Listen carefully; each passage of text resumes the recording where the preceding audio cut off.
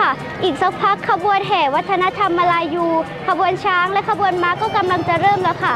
และนี่ก็เป็นบรรยากาศแรกเริ่มของงานมหกรรมวัฒนธรรมประจำปีครั้งที่500 ปีตำบลละหารร่วมกันชื่นชมชีวิตที่กลับคืนมาที่นี่กันค่ะ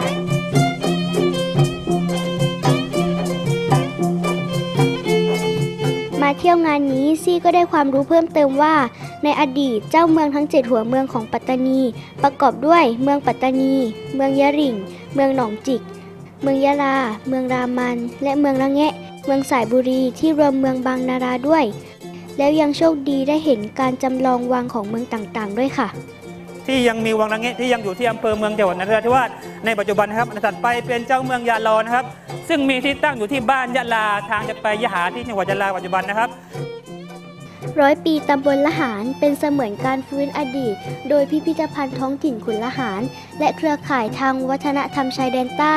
มีการแสดงทางศิลปะวัฒนธรรมมลายูที่หาชมได้ยากมากเลยค่ะ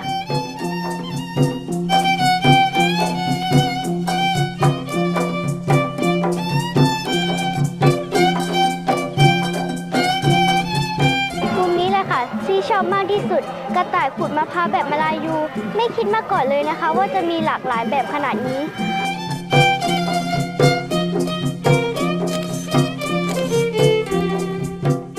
เด็กหญิงปัทมาล้อนะเด็กที่เด็กทำสวัสดีค่ะ